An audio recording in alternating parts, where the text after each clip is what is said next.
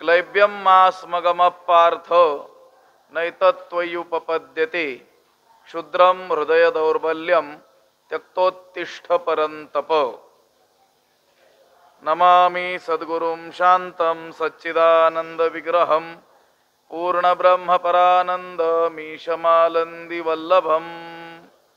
नमो सद्गुरु तुकया ज्ञानदीपा, नमो सद्गुरु सच्चिदानंद रूपा, नमो सद्गुरु भक्त कल्याण मूर्ति, नमो सद्गुरु भास्करा पूर्ण कीर्ति।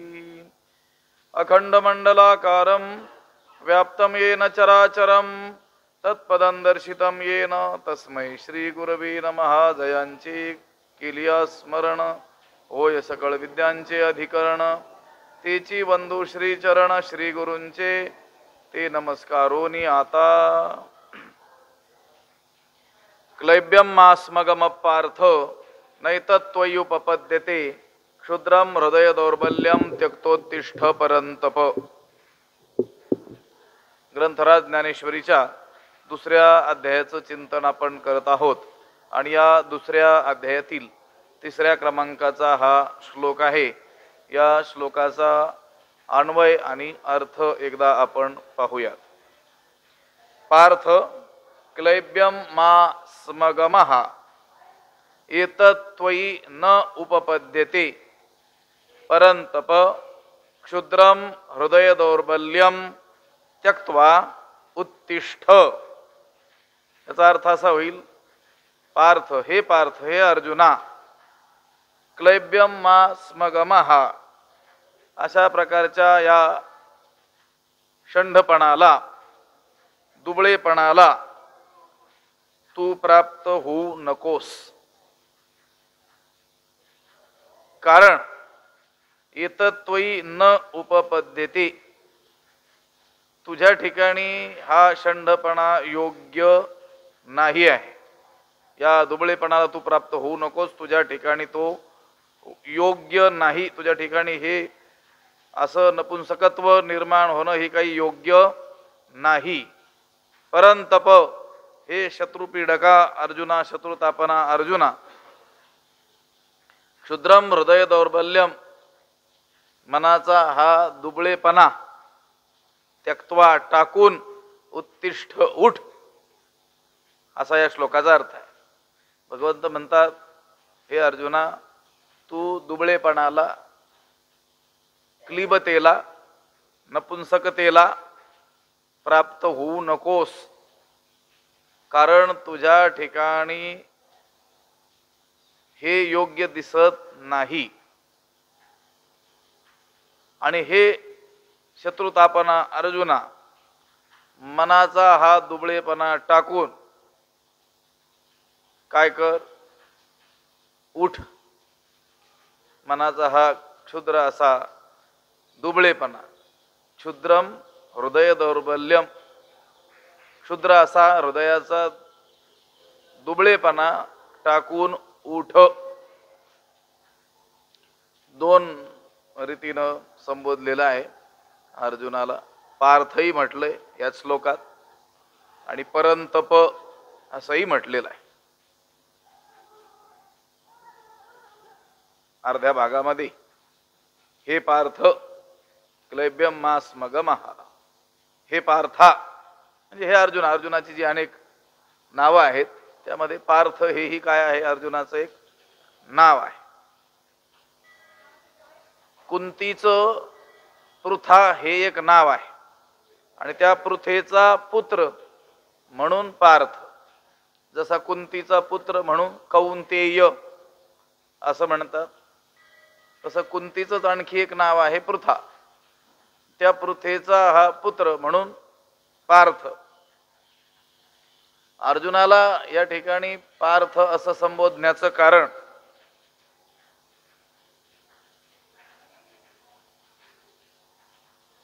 तू कुंतीचा पुत्र आहेस, पृथेचा पुत्र आहेस आणि कुंतीला जे काही देवप्रसादानं प्राप्त झालेले पुत्र त्यापैकी तू आहेस।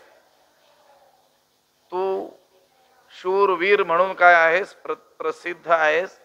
तुला हा भित्रेपणा शोभत नाही असं सुचवण्याकरिता त्याला काय म्हटलेलं आहे, पार्थ असं म्हटलेलं आहे. आणि पुन्हा परंतप, हे शत्रुपीडका शत्रुतापना अर्जुना, क्षुद्र असा हृदयाचा दुबळेपणा टाकून तू उठ. इथं पुन्हा परंतप, परान नाम शत्रून तापयती इति परंतप. हा शत्रूंना जो ताप देतो, शत्रूंना जो पीडा देतो, युद्ध प्रसंगी शत्रू ज्याच्या समोर टिकाव धरत नाहीत, असा हा शूरवीर असलेला अर्जुन आहे. म्हणून अर्जुनाला आठवण करून देतात की तू काही भित्रा नाहीस, तुझ्या ठिकाणी हा हृदयाचा दुबळेपणा शोभत नाही, हा क्लिब भाव, हे क्लैब्य तुझ्या ठिकाणी शोभत नाही, हा नामर्दपणा हे तुझ्या ठिकाणी शोभत नाही. म्हणून त्या दुबळेपणाला प्राप्त होऊ नकोस. क्षुद्र असा हृदयाचा जो दुबळेपणा आहे तो टाकून दे आणि उठ. क्लैब्यम मास मगमा असं म्हटलेलं ना, क्लिबतेला काय होऊ नको, प्राप्त होऊ नको. क्लैब्य नपुंसकता म्हणजे ओज, तेज, बळ, पराक्रम यांचा अभाव, त्याला काय म्हणतात, क्लीब भाव. अशा गोष्टीला तू प्राप्त होऊ नकोस, हे तुझ्या ठिकाणी शोभत नाही. तुझ्या ठिकाणी हा दुबळेपणा उचित नाही. म्हणून या हृदयाच्या दुबळेपणाला टाकून तू काय कर, उठ. म्हणून शोकू न करी तू पुरता धीरू धरी, हे शोच्यता अभेरी पंडुकुमारा. म्हणून शोकू न करी, म्हणून पांडुकुमारा तू शोकू न करी, पुरता धीरू धरी, हे शोच्यता अभेरी. भगवंत म्हणतात म्हणून पंडुकुमारा, याकरिता हे अर्जुना तू शोक करू नकोस, पुरता धीरू धरी, पूर्णपणे धैर्य धारण कर, हे शोच्यता अभेरी. आणि हा शोक काय कर, टाकून दे. या भीष्म द्रोणादिकांविषयीची जी शोच्यता आहे, शोक विषयता आहे, ती काय कर, टाकून दे. तिचा देखील काय कर, त्याग कर. म्हणून शोकू न करी. म्हणून म्हणजे कसा, या श्लोकाच्या वर जी उभी, दुसऱ्या श्लोकावर केलेलं जे भाष्य, त्यातली शेवटची उभी, हे असतीये कीर्तीसी नाशू आणि पारत्रिकासी अपभ्रंशू, म्हणे जगन निवासू अर्जुना ते, म्हणून शोकू न करी. हे असतीये कीर्तीसी नाशू, हे कारुण्य तुझ्या अंतकरणात स्वजनांविषयी जे उत्पन्न झालेलं आहे, या विषम अशा प्रसंगी, युद्धाच्या समयी नको तेथे ही जी दया स्वजनांविषयी तुझ्या हृदयात निर्माण झालेली आहे, हे कारुण्य तुझ्या असलेल्या कीर्तीचा काय करणार आहे, नाश करणार आहे. अनुचित प्रसंगी, अयोग्य ठिकाणी हे कारुण्य तुझ्या अंतकरणात निर्माण झालं, हे तुला कीर्ती मिळवून देणार नाही, उलट असलेल्या कीर्तीचा काय करणार आहे, नाश करणार आहे. आणि पारत्रिकासी अपभ्रंशू, आणि परलोक प्राप्तीला हे अडथळा ठरणार आहे. युद्ध सोडून पळू पाहणं हे असलेल्या कीर्तीचा नाश करणार आहे. म्हणजे इहलौकिकही हानी आहे आणि पारलौकिक, पार जे कल्याण होत असतं क्षत्रियाचं युद्ध केल्यानं, स्वर्गादी लोकांतराला जे जाणं होत असतं, ते स्वर्ग लोकाला देखील जाण्यामध्ये अडथळा निर्माण करणारं हे तुझं वागणं आहे, असं भगवंतानं अर्जुनाला सांगितलं. म्हणजे अपकीर्ती आणि स्वर्गहानी या दोन गोष्टी टाळण्याकरिता म्हणून शोकू न करी. म्हणून हे अर्जुना तू शोक करू नकोस, तू पुरता धीरू धरी, तू पूर्णपणे काय कर, धैर्य धारण कर. शोक म्हणजे विषाद, दुःख, खेद. तू खेद करू नकोस, दुःखी होऊ नकोस, मनस संताप करून घेऊ नकोस. शोक करणं हे जो भीरू मनुष्य आहे, भिणारा मनुष्य आहे, भेकड जो मनुष्य आहे त्याचं काम आहे. शिवाय शोक केल्यानं काही समाधान होत नाही, उलट शोकानं शोक वाढतो असंच सांगितलेलं आहे. जगद्गुरु तुकाराम महाराज देखील म्हणतात, शोके शोक वाढे हिमतीचे धीर गाढे. शोकाने काय होतो, आणखी शोक वाढत असतो. मूढ लोक शोक करत असतात की माझ्या आता मरणोपरांत बायका मुलांचं काय होईल अशी चिंता वाहत असतात, काळजी करत असतात. आणि त्या शोकाने आणखी काय होत असतो, शोक वाढतच असतो. त्या महाभारतामध्ये एक वचन आहे, शोकस्थान सहस्राणी भयस्थान शतानीच दिवसे दिवसे मूढम आविशंती न पंडिता. जे मूढ लोक आहेत, मूर्ख लोक आहेत, त्यांच्यासाठी शोक करण्यास हजारो स्थान आहेत म्हटले. हजारो कारण आहेत. काही कारण घेतात आणि शोक करत बसतात, फक्त काहीतरी कारण पाहिजे. भयस्थान शतानीच, आणि भयाचे देखील शेकडो कारण त्यांना सापडतात. ज्या गोष्टीला भिवू नये त्याला देखील भीत बसतात, आणि ज्या गोष्टीचा शोक करू नये त्या गोष्टीचा देखील शोक करतात. कोण? मूढम. दिवसे दिवसे मूढम आविशंती. मूढ लोक, अज्ञानी लोक शोकग्रस्त होतात आणि भयग्रस्त होत असतात. न पंडित हा, ज्ञानी लोक शोकही करत नाहीत आणि कशाचं भयही बाळगत नाही. म्हणून शोकू न करी, म्हणून तू शोक करू नकोस. पुरता धीरू धरी, पूर्णपणे धैर्य धारण कर. माणसाला देखील कोणतंही काम तडीस न्यायचं असेल, त्याने हाती घेतलेलं काम पूर्णतेस न्यायचं असेल तर त्याला प्रथमतः काय करावं लागतं, धीर धारण करावं लागतं, धैर्य धारण करावं लागतं.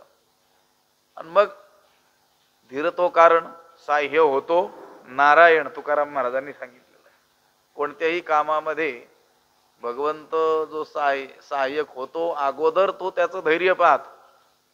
धैर्यानं निष्ठेनं तो त्या कामामध्ये टिकून राहतो आहे असं दिसलं की मग भगवंत काय करत असतो, साह्य करत असतो. धीर तो कारण, साह्य होतो नारायण. म्हणून धैर्य धारण कर. तू पुरता धीरू धरी, पूर्ण धैर्य काय कर, धारण कर. आणि हे शोच्यता अवेरी पंडुकुमारा. आणि ही जी शोच्यता आहे, शोक विषयता आहे, तिचा देखील काय कर, त्याग कर. हा आपता विषयींचा जो विषाद तुझ्या अंतकरणात निर्माण झालेला आहे त्याचा काय कर, त्याग कर. म्हणून शोकू न करी, तू पुरता धीरू धरी, हे शोच्यता अवेरी पंडुकुमारा. कारण शोक करणं हे असलेल्या कीर्तीच्या नाशाला कारण आहे. शोक करणं हे पारलौकिक कल्याणाच्याही आड येणार आहे. म्हणून शोक तू करू नकोस, पूर्णपणे धैर्य धारण कर. आणि ही शोच्यता काय कर, तिचा त्याग कर. तुझं नव्हे हे उचित, येणे नासेल जोडले बहुत, तू अजूनीवरी हित विचारी पा.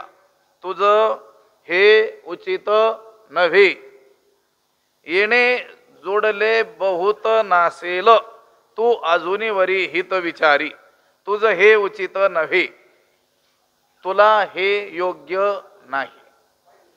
हे शोक करणं हे तुझ्यासारख्या माणसाला योग्य दिसत नाही. तुझं नव्हे हे उचित, तुझं हे उचित नव्हे. येणे जोडले बहुत नासेल. जर तू हा शोक करत राहशील तर ह्या शोकानं, शोक करण्यानं आजपर्यंत मिळवलेल्या मोठ्या लौकिकाचा काय होईल, नाश होईल. येणे जोडले बहुत नासेल. ह्या शोकानं जो लौकिक तू संपादन केलेला आहेस, या जगामध्ये जी कीर्ती मिळवलेली आहे, मोठा नावलौकिक तुझा झालेला आहे, तो प्राप्त झालेला नावलौकिक काय होईल, नष्ट होईल, लौकिकाचा नाश होईल. म्हणून तू काय कर, तू अजूनीवरी हित विचारी. अजून तरी आपल्या हिताचा काय कर, विचार कर. अजूनही वेळ गेलेली नाही. तू अजून अजून तरी आपल्या काय कर, हिताचा विचार कर. तुझं नव्हे हे उचित, तुला हे योग्य दिसत नाही. येणे नासेल जोडले बहुत, तू अजूनही वरी हित विचारी पा. हित म्हणजे कल्याण. भगवंत म्हणतात अजून तरी तू काय कर, तुझ्या कल्याणाचा विचार कर. निश्चित कल्याण आपलं कशात आहे याचा तू विचार कर. अजून वेळ गेलेली नाही. माणसानं नेहमी आपल्या हिताचा काय करावा, विचार करावा. हित म्हणजे काय याचाही निश्चय करावा, आणि हे माझं हित कशाने होईल याचाही काय करावा, विचार करावा. हित म्हणजे कल्याण. कल्याण हे उभय दृष्टीनं पाहावं लागेल. इहलौकिकही कल्याण आणि पारलौकिक देखील कल्याण. सांसारिकही उन्नती आणि मोक्ष मार्ग देखील काय झाला पाहिजे, प्रशस्त झाला पाहिजे. अशा उभय दृष्टीनं कल्याण आपलं कशात आहे याचा तू काय कर, विचार कर. तुझं हे जे वागणं आहे, हे शोक करणं आहे, हे काही हिताचं दिसत नाही. त्यानं इहलौकिक देखील कोणतंही हित होताना दिसत नाही. उलट तुझी काय होईल, जगामध्ये अपकीर्तीच होईल. आतापर्यंत मिळवलेली कीर्ती तिचा देखील काय होईल, नाश होईल. येणे नासेल जोडले बहुत, तू जोडलेलं पुण्य, कीर्ती, नावलौकिक या सगळ्या मान सन्मान या सर्वांचा काय होईल, नाश होईल. म्हणून तू अजून तरी काय कर, आपल्या हिताचा विचार कर. तुझं नव्हे हे उचित, येणे नासेल जोडले बहुत, तू अजूनही वरी हित विचारी बा. तुझं हे उचित नव्हे. अर्जुना, या ठिकाणी दया दाखवण्यामध्ये तुझं कोणतंही उचित होताना आम्हाला दिसत नाही. ही अनाठाई जी दया तुझ्या अंतकरणात निर्माण झालेली आहे, हे काही उचित नाही आहे. आता तू कौरवांच्या विषयी दया दाखवशील किंवा दया दाखवतो आहेस, हे ठीक आहे. पण ते कौरव तुझ्याविषयी असा विचार करणार नाहीत. उलट तू त्यांना भ्यालास, तू भ्याड आहेस, अशी जगामध्ये ते काय करतील, तुझी अपकीर्ती करतील. अवाच्य वादांश्च बहून वदिष्यन्ति तवा हिताहा. हे म्हणतील पुढे येईल, हे म्हणतील गेला रे गेला, अर्जुना म्हा बिहाला, हा सांगे बोलू उरला निका काही. हे काय सांगतील, जगामध्ये डंका पिटवतील, अर्जुन आम्हाला भिवून पळून गेला. आणि यामुळं तू आजपर्यंत जी पुष्कळ कीर्ती प्राप्त केलेली आहे, ती कीर्ती देखील काय होईल, नष्ट होईल. अशा रीतीनं इहलौकिक कल्याणाची हानी होईल. इहलौकिक हित होणार नाही आणि पारत्रिक कल्याणही होणार नाही. कारण धर्म्य असलेलं, धर्मानं प्राप्त झालेलं किंवा धर्माला प्राप्त करून देणार हे जे युद्ध आहे ते टाकून तू जात आहेस. त्यामुळं स्वर्गही तुला मिळणार नाही. उलट काय होईल, पापच लागेल. म्हणून त्या स्वजनांच्या स्नेहाला वश होऊन शोक करत बसणं हे तुझ्यासारख्याला उचित दिसत नाही. म्हणून काय कर, तू अजूनही वरी हित विचारी पा. अजूनही वेळ गेलेली नसल्यामुळं, आणि ही जी गोष्ट आहे, तू जे शोक करतो आहेस, हे फक्त मलाच ठाऊक असल्यामुळं. लक्षात आलं का? अर्जुन रडतो आहे, शोक करतो आहे, मी युद्ध करणार नाही असं म्हणतो आहे. ही जी गोष्ट आहे ही फक्त भगवंत आणि अर्जुन या दोघांमध्येच आहे ना. अजून या कौरवांना हे ठाऊक झालेलं नाही की अर्जुन काय झालेला आहे, खेदयुक्त झालेला आहे, विषाद करतो आहे. म्हणून भगवंत म्हणतात तू अजूनही वरी हित विचारी पा. अजून या गोष्टीचा बोभाटा शत्रू पक्षामध्ये झालेला नाही आहे. म्हणून तू लवकर आपल्या हिताचा काय कर, विचार कर. तुझं नव्हे हे उचित, हे म्हणजे हा शोक करणं, हे शोक करणं हे काही तुला योग्य नाही. येणे नासेल जोडले बहुत, यामुळं तू जोडलेलं पुष्कळ पुण्य आहे, कीर्ती आहे, मान सन्मान आहे, या सर्वांचा नाश होईल. तू अजूनही वरी हित विचारी पा. तू अजूनही आपल्या हिताचा काय कर, विचार कर. येणे संग्रमाचे ने अवसरे, एथ कृपाळूपण नुपकरे, हे आताची काय सोय रे झाले तुझ, येणे संग्रमाचे नि अवसरे, एथ कृपाळूपण नुपकरे, हे आताची तुझ सोय रे झाले काय, येणे संग्रमाचे नि अवसरे, या युद्धाच्या प्रसंगी, या संग्राम समयी, एथ कृपाळूपण नुपकरे, येथे कृपाळूपणा कामाचा नाही, उपकारक नाही, काहीच उपयोगाचा नाही. या युद्धाच्या प्रसंगी हा तुझा कृपाळूपणा काहीच उपयोगाचा नाही. हे आताची काय सोय रे झाले तुझ, हे आत्ताच तुझे आप्त झालेले आहेत काय, हे जे कौरव आहेत हे आताच तुझे सोयरे झालेले आहेत का, आता तुला त्यांच्यामध्ये स्वजन दिसू लागले, सखे सोयरे दिसू लागले, आत्ता आत्ता तुमचं नातं झालंय का एवढ्यात, हे नातं तुमचं पूर्वीपासूनच आहे ना, अगोदर कळत नव्हतं का तुला, ज्यांच्याशी आपल्याला युद्ध करायला जायचंय ते सगळे कोण आहेत, स्वजन आहेत, हे तू मला आता सांगतो आहेस, हे पूर्वीपासून तुला ठाऊक नाही का, का आत्ता आत्ता सोयरीक झाली. लोक बोलतात नाही व्यवहारामध्ये बोलत असताना की एकमेकाला टोचून बोलत असतात की नाही, आत्ताच सुचलं का असं म्हणतात की नाही. भगवंत म्हणतात हे आताची काय सोयरे झाले तुझ, या हे कौरव जे आहेत हे आत्ताच तुमचे सोयरे झालेले आहेत का, आत्ताच आप्त झालेले आहेत का, या युद्धाच्या प्रसंगी हा कृपाळूपणा काहीच उपयोगाचा नाही. त्यांच्याविषयी कृपा तुझ्या अंतकरणात जी उपजली आहे हे काय आताच तुझे सोयरे झालेले आहेत का, येणे संग्रमाचे नि अवसरे, येत कृपाळूपण नुपकरे, नुपकरे न उपकरे, कामास येत नाही, उपयोगी पडत नाही. युद्धाच्या प्रसंगी दया उपयोगाची नाही. दया ही जरी चांगली असली तरी सर्वच ठिकाणी दया चांगली असते असं नाही. लक्षात आलं. आता एखाद्या चोराला धरून आणलंय आणि त्या पोलीस अधिकाऱ्याने उगाच त्याच्यावर काय केली, दया दाखवली, उपयोगी आहे का दया. पूर्वीचे लोक नाही का गोष्ट सांगायचे, त्या मुलानं काही गुन्हे केले होते म्हणून त्याला काय झाली, फाशीची शिक्षा झाली.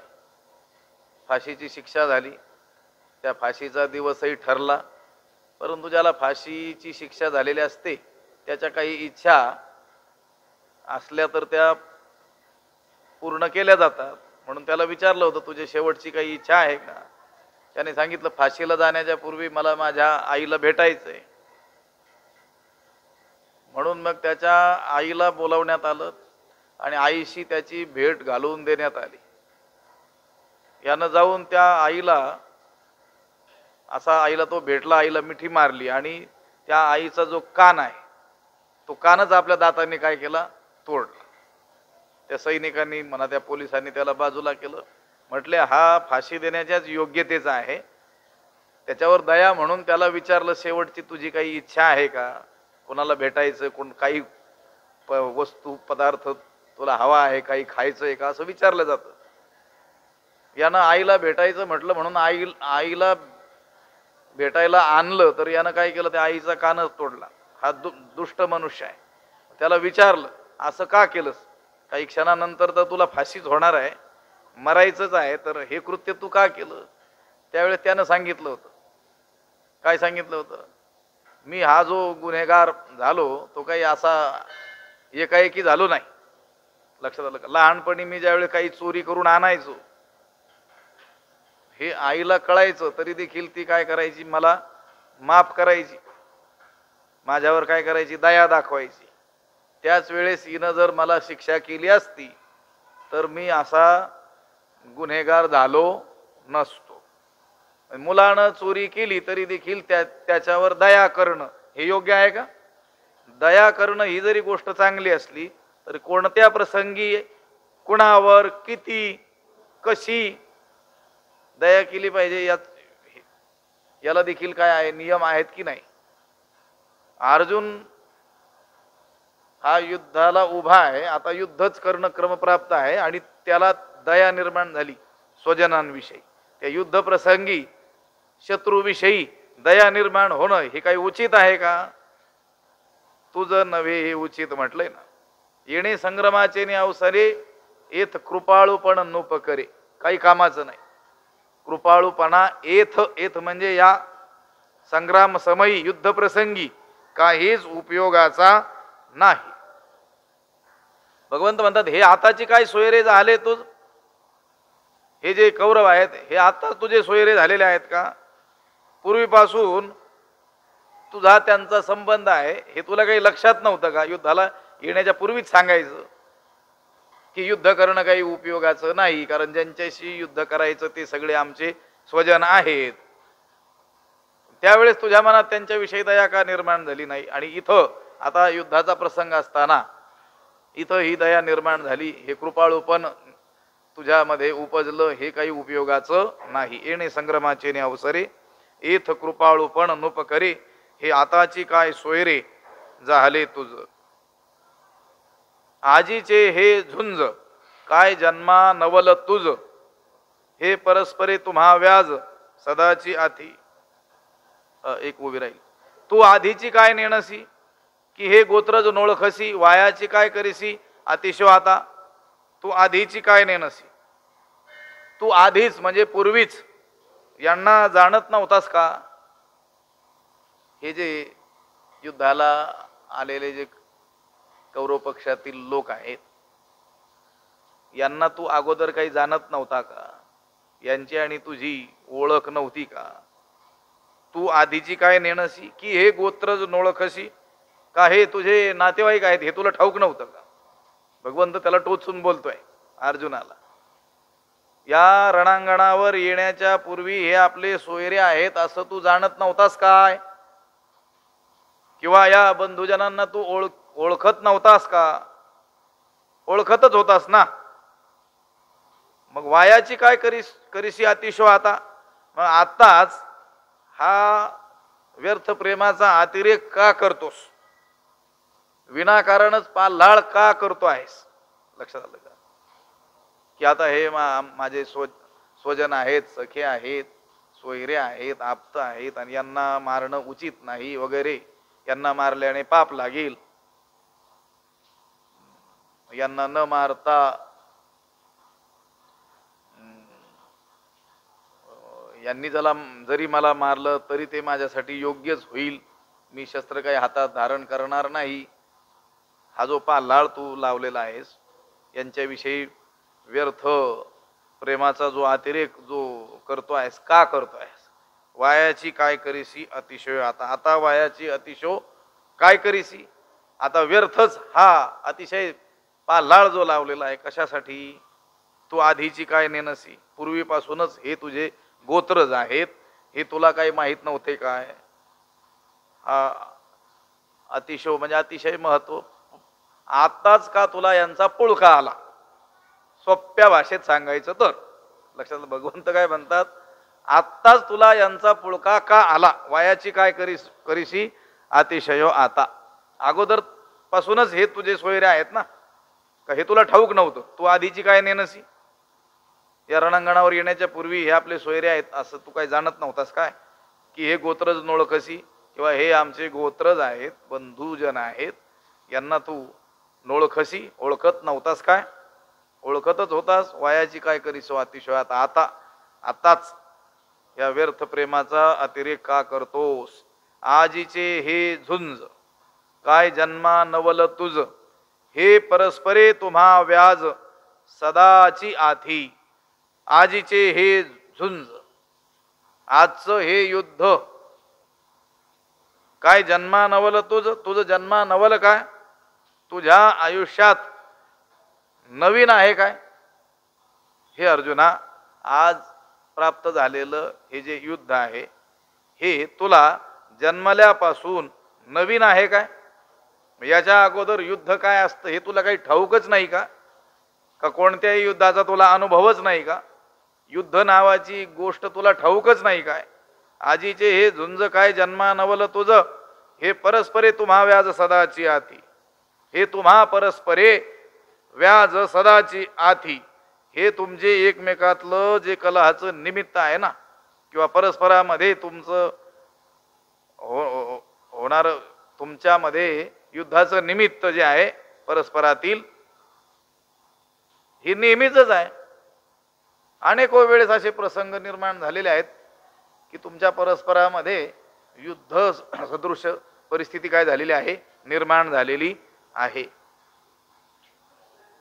असं जर असतं की हे युद्ध अर्जुनाला नवीनच असतं, कधीच युद्धाचा प्रसंग त्याच्या जीवनात आलेलाच नाही, या कौरवांशी वादविवादाचा प्रसंगही कधीच उद्भवलेलाच नाही, पहिलीच वेळ आहे, म्हणून तो गांगरून गेला, भांबावून गेलेला आहे की कसं काय आता यांच्याशी युद्ध करावं, हे स्वजन आहेत, सखे आहेत. अशी तर काही परिस्थिती नाही ना. जन्मल्यापासून युद्ध हे काही तुला नवीन आहे का? तू क्षत्रिय आहेस. युद्ध करणं हा काय आहे, क्षात्र धर्म आहे. बरं, याच्याही अगोदर अनेको वेळेस युद्धाचा तुझा काय अनुभव आहे? बरं, तू म्हणशील जरी मी क्षत्रिय असलो, युद्धाचा मला अनुभव असला, युद्ध हे काही मला नवीन नसलं तरी देखील यांच्याशी युद्धाचा मात्र हा काय आहे, पहिलाच प्रसंग आहे, असं तू कदाचित म्हणशील. पण तसंही नाही. हे परस्परे तुम्हा व्याज सदाची आती, अशी परस्परामध्ये युद्धाची निमित्त ही नेहमीच उद्भवलेली आहेत तुमच्यामध्ये. पूर्वीपासून काय फार सख्य आहे असंही काही नाही. कोणामध्ये? कौरवामध्ये आणि पांडवांमध्ये पूर्वीपासूनच फार स्नेह आहे, फार एकमेकांमध्ये प्रेम आहे असंही काही नाही आहे ना.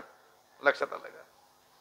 अगदी लहानपणापासूनच त्यांच्यामध्ये काय आहे, सतत सतत द्वंद्वाचाच काय आहे प्रसंग आपल्याला दिसतो आहे.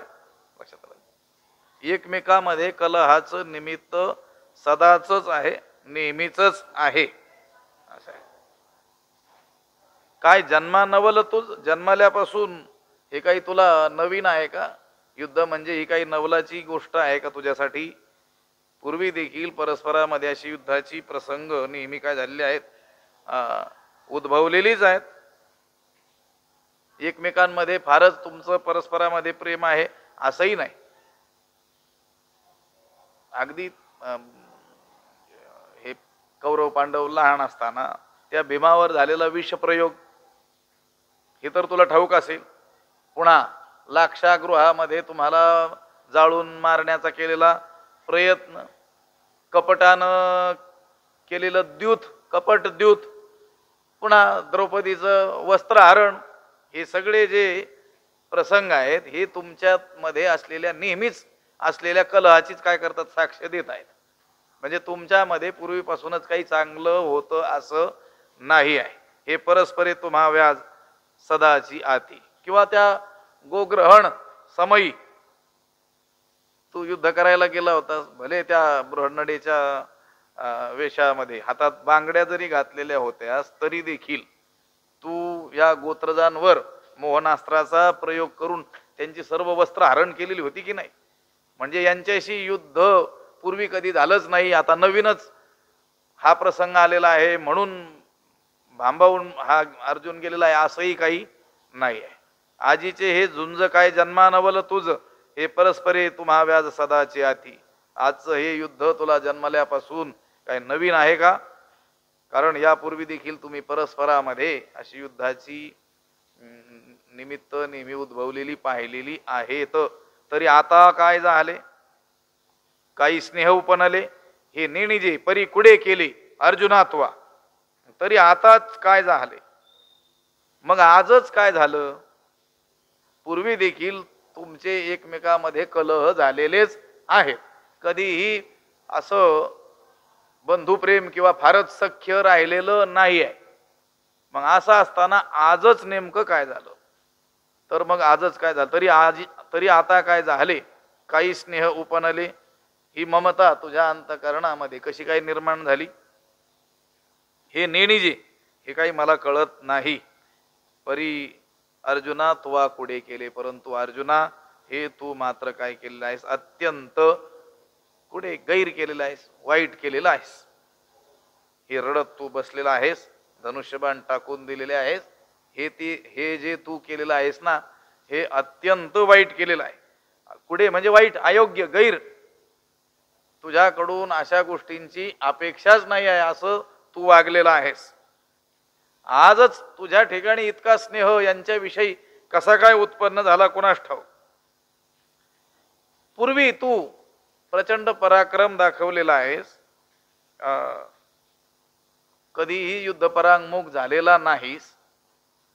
यांच्याशी देखील पूर्वी युद्धाचा प्रसंग आलेला असताना निकरानं काय केले आहे, झुंज दिलेली आहे. असं असताना आजच काय झालं, तरी आता काय झाले. मग आजच काय झालं, काही स्नेह उपणले, हे प्रेम, ही ममता, हा मोह तुझ्यामध्ये यांच्याविषयी का निर्माण झाला, ही नेणीजी, हे काही मला कळत नाही. भगवंत म्हणतात, कसा काय तुझ्यात हा स्नेह यांच्याविषयी निर्माण झाला हे काही मला कळत नाही. परी अर्जुना तुवा कुडे केले, पण अर्जुना हे तू जे केलंस हे अत्यंत काय केलेलं आहेस, अयोग्य केलेलं आहेस, वाईट केलेलं आहे.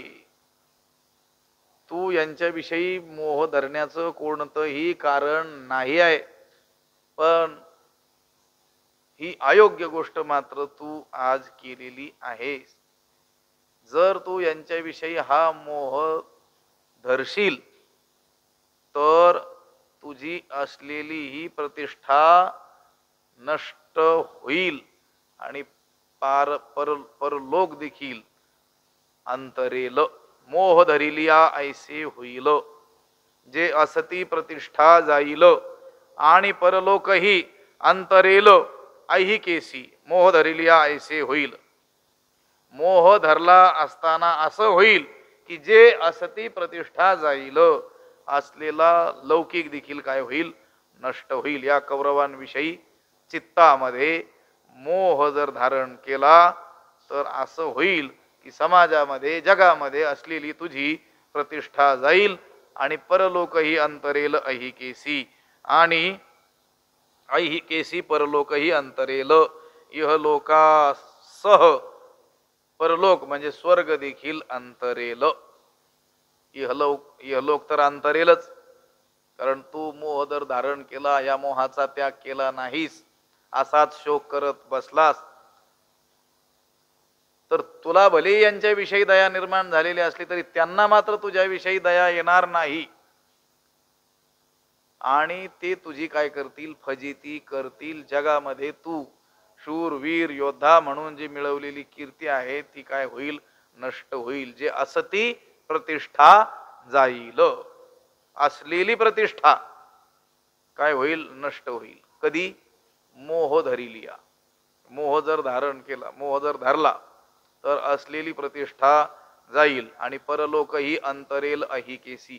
आणि ऐहिकेसी इहलौकिक भोगांस, इहलौकिक सुख तर असं वागण्याने प्राप्त होणारच नाहीत.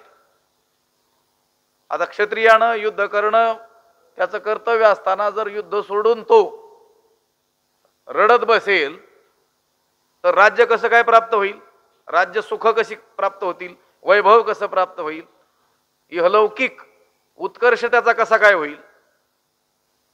आणि आपलं कर्तव्य, प्राप्त असलेलं कर्तव्य, वर्णाश्रम विहित कर्म, त्याचा त्याग केल्यानं पारलौकिक देखील कल्याण होणार नाही.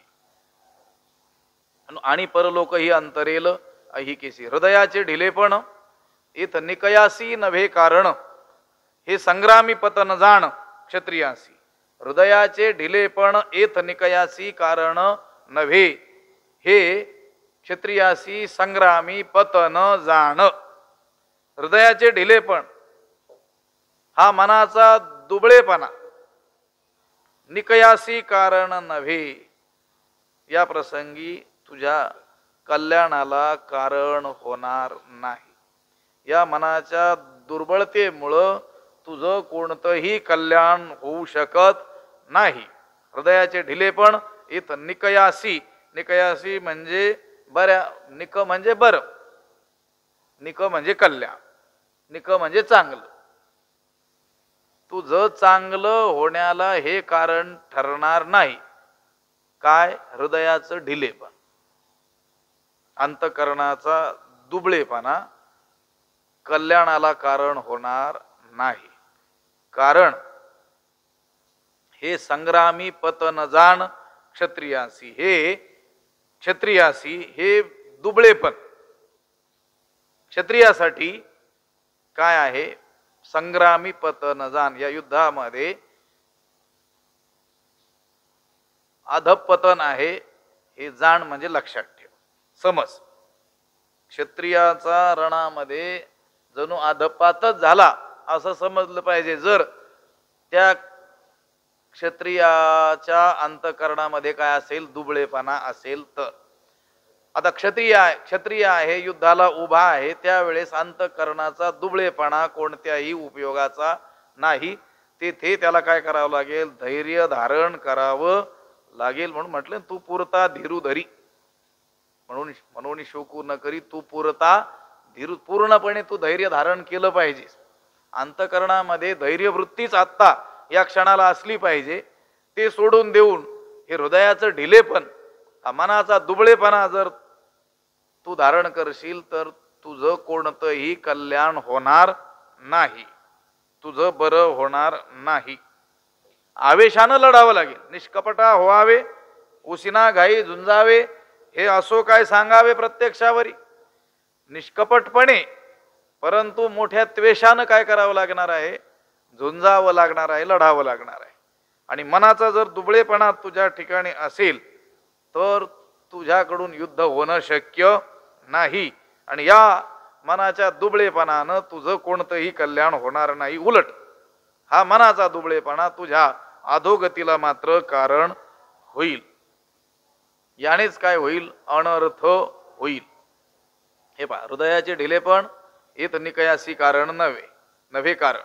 हा मनाचा दुबळेपणा तुझ्या कल्याणाला तर कारण होणार नाहीच, उलट हे संग्रामी पतन जाण क्षत्रियासी, क्षत्रियासाठी युद्ध समयी हा मनाचा दुबळेपणा अधपात आहे, त्याचा जणू नाशच झाला असं समजायला हरकत नाही. जर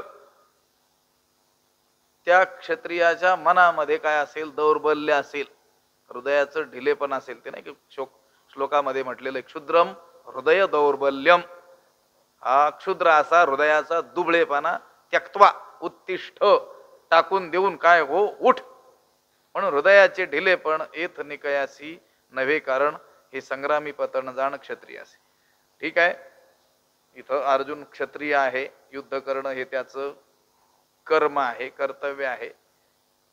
म्हणून इथं असं हे संग्रामी पतन जाण क्षत्रियासी असं म्हटलंय. पण केवळ क्षत्रियासीच नव्हे तर कोणत्याही माणसासाठी हृदयाचं ढिलेपण निकयासी कारण नव्हे, त्याचं चांगलं होण्याला कारण ठरू शकत नाही. कोणतंही काम आपण हाती घेतलेलं असेल किंवा आपल्या वर्णाश्रम विहित जे प्राप्त कर्तव्य आपण करत असू, ते करत असताना हृदयाचा दुबळेपणा, मनाचा दुबळेपणा कामी येऊ शकत नाही. हृदयाच्या दुबळेपणामुळे कोणतीच कामं होऊ शकत नाही. उलट हृदयामध्ये काय असलं पाहिजे? धैर्य असलं पाहिजे. पूर्ण धैर्य धारण करूनच ज्या वेळेस आपण ते काम करू त्याच वेळेस ते कल्याणाला कारण ठरू शकतं. आता हा अर्जुन क्षत्रिय आहे, युद्ध हे त्याचं कर्म असल्यामुळं त्याला सांगितलं हे संग्रामी पतन जाण क्षत्रियासी. संग्राम समयी हृदयाचा दुबळेपणा पतनाला कारण आहे. आता संग्राम प्राप्त आहे, तो क्षत्रिय आहे म्हणून असं म्हटलंय. मी पुन्हा बोलतो, कोणी विद्यार्थी जरी असेल, विद्याभ्यास करणं हे त्याचं काय आहे? कर्तव्य आहे. आणि त्यावेळेस त्याच्या मनाचा जर दुबळेपणा असेल तर तो देखील त्या विद्यार्थ्याच्या पतनालाच काय होणार आहे? कारण होणार आहे. त्या हृदयाच्या दुबळेपणामुळं त्याचं कोणतंही कल्याण होणार नाही. कुठेही लावू शकतो आपण. म्हणून म्हटलं होतं मी, हे जे 2 श्लोक आहेत, दुसरा आणि तिसरा, हे 2 श्लोक यातील केलेला जो उपदेश आहे, व्यावहारिक स्तरावर केलेला काय आहे? उपदेश आहे. ही अर्जुना, हे तू लक्षात घे की तू क्षत्रिय आहेस, युद्ध करणं हे तुझं कर्तव्य आहे. आणि युद्ध प्रसंगी असा हा मनाचा दुबळेपणा, अंतकरणाचं हे हृदयाचं ढिलेपण हे काही उपयोगाचं नाही. हृदयाचे ढिलेपण इथ निकयासी नव्हे कारण, हे संग्रामी पतन जाण क्षत्रियासी. ऐसेनी तो कृपावंतू नाना परी असे शिकवितू, हे ऐकोनी पंडू सुतू काय बोले. ऐसेनी तो कृपावंतू, अशा प्रकारे तो कृपावंत म्हणजे कृपाळू म्हणजे भगवंत, नाना परी शिकवितू असे परोपरीनं काय करतोय, त्याची समजूत घालतोय. अनेक प्रकारांनी त्याला काय करतोय, समजावून सांगतोय. कोणाला? अर्जुनाला. कोण? तो कृपावंत भक्त कृपाळू असलेला तो भगवंत श्रीकृष्ण नाना परी शिकवितो असे वेगवेगळ्या प्रकारांनी त्याला काय करतोय, शिकवतोय. त्या भगवंताचं म्हणणं असं आहे की हे कर्तव्य परांगमुख जे तू होऊ पाहतो आहेस, तर तू काय व्हावं, कर्तव्य सन्मुख व्हावं. कर्तव्यापासून पळू पाहतो आहेस, हे न करता कर्तव्य तत्पर व्हावं, कर्तव्य प्रवण व्हावं. आपलं जे कर्तव्य आहे आता करणं, जे क्रमप्राप्त आहे ते तू करावंस, यासाठी काय करतोय, नाना परी असे शिकवितो. आता हे जे 2 श्लोक आहेत, या 2 श्लोकाखाली किती विस्तारानं वर्णन केलंय. पहिल्या मला वाटतं 15 ओव्या आहेत पहिल्या म्हणजे दुसऱ्या श्लोकाखाली, आणि हा जो तिसरा आहे याच्या खाली 9 ओव्या आहेत. 24 ओव्या हा विचार आलेला आहे. एवढा मोठा विस्तार ज्ञानोबारायांनी केलेला आहे. आणि यातून भगवंत काय करतोय, त्या अर्जुनाला वेगवेगळ्या प्रकारांनी बोध करतोय. काहीही व्हावं आणि त्या अर्जुनानं काय करावं, आपल्या कर्तव्यामध्ये रत व्हावं, यासाठी केलेला हा काय आहे, उपदेश आहे. हा उपदेश सार्वत्रिक आहे, सार्वजनीन आहे, सार्वकालिक आहे. कोणत्याही हताश निराश झालेल्या माणसाला पुन्हा कर्तव्य तत्पर बनवण्याकरिता हा उपदेश उपयोगी पडू शकतो. त्याने या 2 श्लोकांचा तरी काय करावा, विचार करावा. ऐसेनी तो कृपावंतू नाना परी असे शिकवितू. नाना प्रकाराने तो शिकवतोय. का? तो कृपावंत आहे म्हणून. भगवंत कृपाळू आहे की नाही. तुका म्हणे हा तो कृपेचा सागर. कृपेचा कोण आहे? हा सागर आहे, करुणा निधान आहे भगवंत. भगवंताला या जीवाचं कल्याण व्हावं असंच वाटतं. भगवंत कोणावरही अवकृपा कधीही करत नाही. तो सतत कृपेचा वर्षावच करत असतो. त्याने मनुष्य म्हणून आपल्याला जन्म घातला, हीच त्याची सगळ्यात मोठी काय आहे, कृपा आहे. त्याच्या मनात इच्छा निर्माण झाली असेल की हा अनंत काळापासून या 84 लक्ष योनीमध्ये भ्रमण करतोय, यातून याची काय झाली पाहिजे, सुटका झाली पाहिजे. आणि यातून सुटण्याचा उपाय म्हणून हा जो नरदेह आहे हा त्याने आपल्याला दिलेला आहे. हीच त्याची सगळ्यात मोठी काय आहे, कृपा आहे. ज्याला ज्याला नरदेह प्राप्त झालेला आहे त्याने समजून घ्यायचं की भगवंताची माझ्यावर काय आहे, अनंत अशी कृपा आहे. त्याची इच्छा आहे की मी काय व्हावं, मुक्त व्हावं. जर देवाची इच्छाच नसती या जीवानं मुक्त व्हावं, तर त्याला मनुष्याचा जन्मच कशाला दिला असता, दुसऱ्या योनींमध्ये त्याला भ्रमवलं असतं की नाही. लोक दुसऱ्याच गोष्टींच्या प्राप्तीला काय म्हणत असतात, कृपा मानत असतात. त्या लौकिक गोष्टी ज्या की प्रारब्धानं प्राप्त होणाऱ्या आहेत त्याला काय म्हणतात, भगवंताची कृपा. मनुष्य म्हणून आपल्याला जन्म प्राप्त झाला हीच सगळ्यात मोठी कृपा आहे. कारण याची देही घडे देवाचे भजन, आणि हे ज्ञान नाही कोठे, याच देहामध्ये, याच देहाच्या माध्यमातून देवाचं भजन, देवाच्या प्राप्तीचं साधन आपण करू शकतो. आणि या देहामध्ये जे ज्ञान आपण मिळवू शकतो ते अन्यत्र नाही, दुसऱ्या योनीमध्ये ही सोय नाही. ज्ञानेश्वरीचं पारायण करू शकतो की नाही माणूस झालोय म्हणून, गीता वाचू शकतो, देवदर्शन करू शकतो, देवपूजा करू शकतो, समस्त जीवांची आपण काय करू शकतो, सेवाही करू शकतो. जर ठरवलं तर मुक्तही होऊ शकतो. का मुक्तीसाठी दिलेला आहे ते. मी कधीतरी बोललो असेल, पुन्हा एक वाक्य बोलून जातो आमच्या श्री गुरूंचं. आपल्याला जे जे काही प्राप्त झालेलं आहे त्या सर्व गोष्टी, आणि आपल्याला या गोष्टी प्राप्त नाहीत असं जे अज्ञानानं आपल्याला वाटतंय, त्याही सगळ्या सर्व गोष्टी या देवानं आपल्याला मुक्त करण्यासाठीच दिलेल्या आहेत. माझं बोलणं लक्षात आलंय की नाही माहित नाही, पण पुन्हा सांगतो. जे जे आपल्याला प्राप्त झालेलं आहे ते सर्व, आणि जे जे प्राप्त झालं नाही असं आपल्याला अज्ञानानं वाटतं, त्याही सगळ्या गोष्टी देवानं कशासाठी दिलेल्या आहेत? जीवाला मुक्त करण्यासाठीच दिलेल्या आहेत. आपल्याला वाटतं ही गोष्ट मला प्राप्त आहे ना, तीही तुला कशासाठी दिलेली आहे?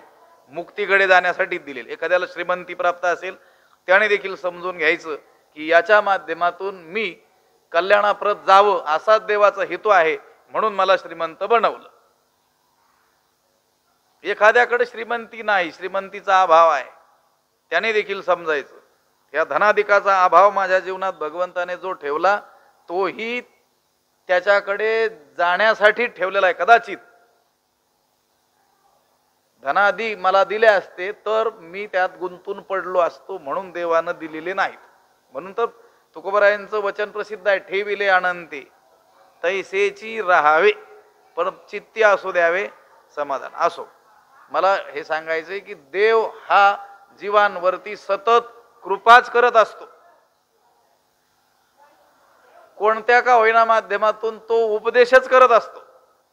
या सृष्टीतील प्रत्येक कण आणि कण आपल्याला काहीतरी शिकवत असतो. तो भगवंतच त्या माध्यमातून आपल्याला शिकवित असतो. लक्षात आलं? फक्त आपले ती ज्ञानदृष्टी उघडी पाहिजे, डोळे उघडे पाहिजे. उघड्या डोळ्याने या जगाकडे पाहिलं पाहिजे. असं आपण म्हणतो ना, डोळे तर उघडेच असतात, पण ते विवेक त्यानं पाहिलं पाहिजे. आपल्याला भगवंत सतत सन्मार्गच दाखवत असतो. लक्षात आलं का?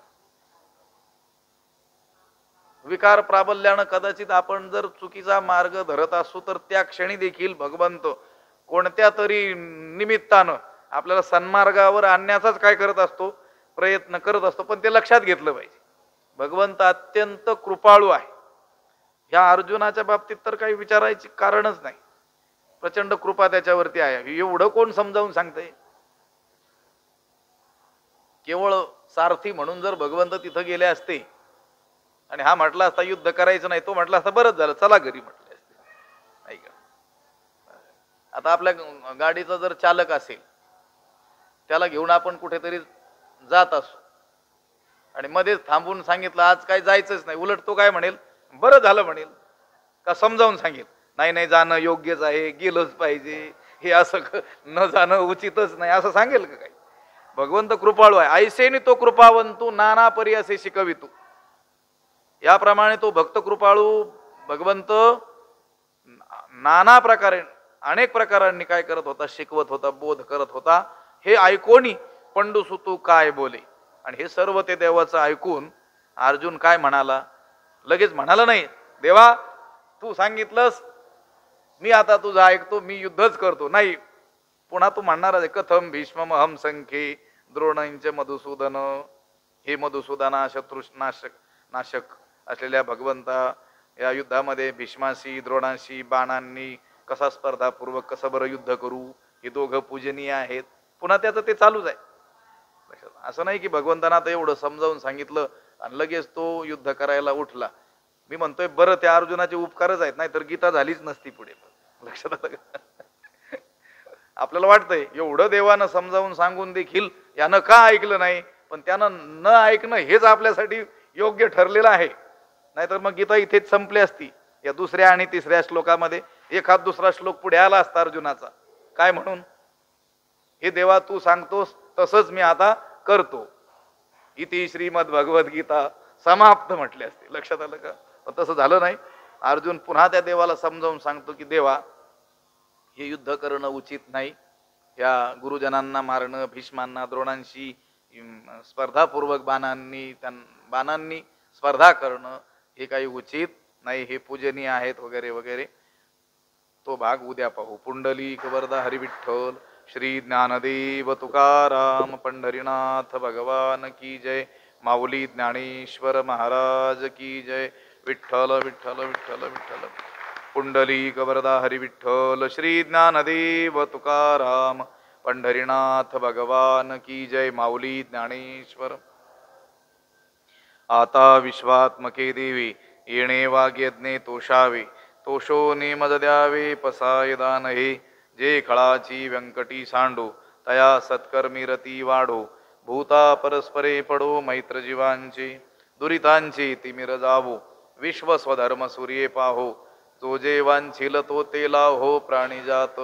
वर्षत सकळ मंगळी ईश्वर निष्ठांची मांदियाळी, अनवरत भूमंडळी भेटो तया भूता. चला कल्पतरूंचे आरव, चेतना चिंतामणीचे गाव. बोलते जे अर्णव पियुषांचे, चंद्रमे जे अलांछन. मार्तंड जे तापहीन, ते सर्वाही सदा सज्जन. सोयरे होतू किंबहुना सर्व सुखी, पूर्ण होवणी तिही लोकी. भजिजो आदि पुरुखी अखंडित, आणि ग्रंथोपजीविये विशेषी लोकी ये. दृष्टादृष्ट विजय होवा वेजी, एथ म्हणे श्री विश्वेश्वरावो. हा होईल दान पसावो, येणे वरे ज्ञान देवो सुखिया झाला. येणे वरे ज्ञान देवो सुखिया झाला. येणे वरे ज्ञान देवो सुखिया झाला. पुंडलीक वरदा हरी विठ्ठल, श्री ज्ञानदेव तुकाराम, पंढरीनाथ भगवान.